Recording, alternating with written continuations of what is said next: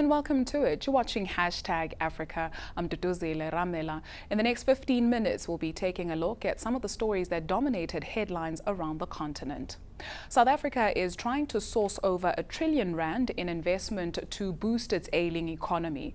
President Cyril Ramaphosa has appointed a team of business and finance experts whose job will be to woo investors. He says the envoys will travel to Europe, Asia, Africa and the Americas to help plug a substantial shortfall of foreign and local direct investment. He traveled to London this week to attend the Commonwealth Heads of Government meeting. In Zimbabwe, the government's fired all nurses who went on strike earlier this week. The nurses' strike comes after the state gave in to doctors' demands and hiked their salaries as well as allowances. The month-long doctors' strike had crippled the Zimbabwean health sector. Authorities say they'll call on unemployed and retired nurses to make up the shortfall in hospitals. And Facebook users in Africa may not be protected by a new European law restricting what multinational companies can do with people's online data. Next month, Facebook is planning to make the case limiting the law to European users only. Now, this means the 1.5 billion users in Africa, Asia, Australia and Latin America will not fall under the European Union's General Data Protection Regulation, which takes effect on the 25th of May. Now, this week we are talking about storytelling and its role in history. You'll remember, for example, how different versions of uMam'Winnie Madikizela Mandela's story came into the public consciousness, some good and others not. So how can we get the truth of history? I'm joined in studio by Kollega Shange, a PhD candidate from the Wits Department of Art and History. Thank you so much for joining us, Kollega. If we look at how we document our history on the continent, and if we were to attempt to make sense of it, are we doing a good enough job, would you say? That is a very loaded question. You know, I just want to look at this concept of history, right? I'm a first language Zulu speaker, and so a lot of the time the way in which I make sense of the world is through my mother tongue. So when I look at the word history, it triggers particular experiences. So when I think about how I went to an Afrikaans school at some point in my life, and that's where actually I took up history. And history for me, in terms of that experience, begins in 1652, right? So when we talk about history, a lot of us have actually had quite traumatic experiences of being told what our history is. And so I like to talk about imlando instead. And I find that word quite powerful because it's not just about like an account of events, but it's about ukulanda. So ukulanda is to fetch, right? It's to fetch a history, it's to fetch a narrative, but it's also, it's a process where you require someone to actually tell that story. And so there's always like a sense of community when we talk about history. In the same breath, that generation of okoko, they are leaving us because it's the natural way of life. And as time passes, how do we then preserve those stories that we learn from them so we can then pass them on to the next generation? Yeah, like I said, I mean, it's not just through textbooks, right? So it's through many, many platforms. I'm thinking about, say for instance, I'm gonna use this example and speak about Black Panther, right? And how that film incorporates a nursery rhyme that people actually don't know about. So by including Obebs Wodumo's song called Wololo, you're actually starting to invoke some of that history. So the nursery rhyme is Hale Ilale Lale. And people think it's gibberish a lot of the time, but actually I grew up hearing that nursery rhyme, and it meant like, you know, I don't know how many people actually know this, but it was used to kind of speak about a character that was quite subversive. Yeah, so the nursery rhyme goes Hale ilali lale kantunje. That's where it ends. And we used to recite that all the time. And so what does it mean when knowledge, right? Knowledge that has been created by young Black children in the townships then finds its way into songs, popular songs and cinema.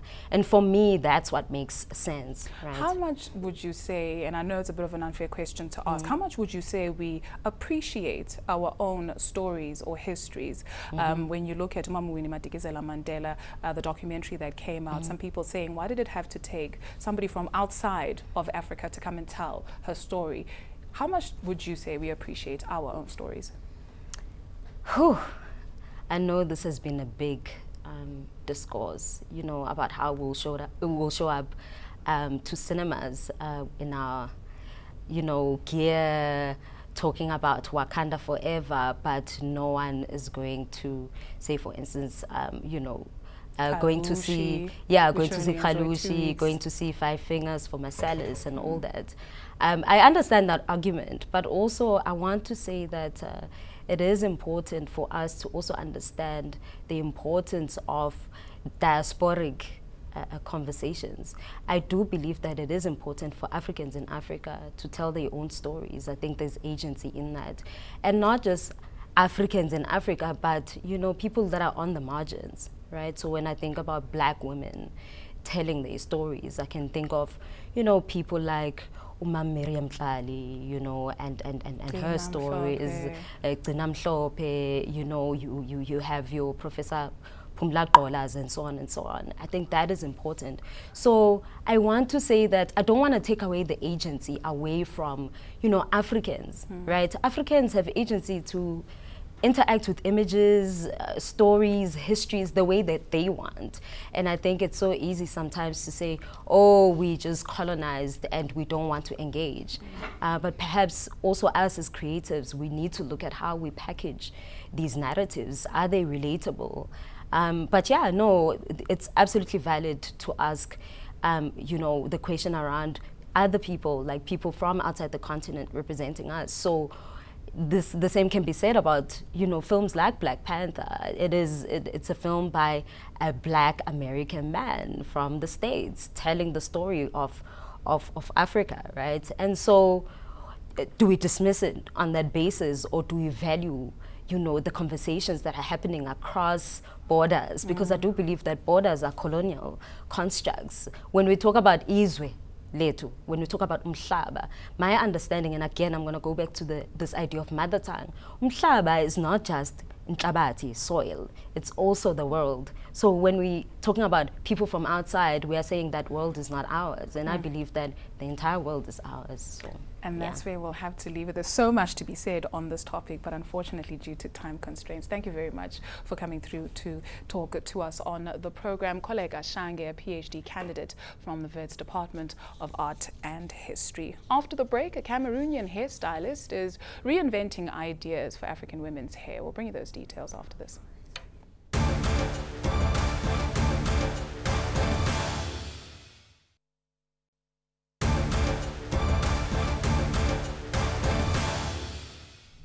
Welcome back. Now, Africa's increase in prosperity is seeing beer drinkers turn to prestigious brands of spirits. In Kenya, the sale of whiskey, vodka, gin and rum has outpaced that of beer. Industry analysts say the popularity of high-end spirit brands is partly driven by rapid economic expansion on the continent. The wealthier middle class now wants to show off its newly acquired status. At the upmarket Kiza Lounge in Nairobi, 80% of sales consist of premium spirits like King George V whiskey, which retails at 7,000 Rand a bottle. Kenya known before being a beer country. Slowly we have seen a migration into the whiskey side. The youth now has started consuming more whiskey than the beer. And then I'm sure that even the men dealers, which is the EABL and the others, they felt it. So they move from the blended whiskey as well. Slowly they are moving to single malt whiskey. Kenya is now the fastest growing market in the world for the sale of the Johnny Walker range of whiskies.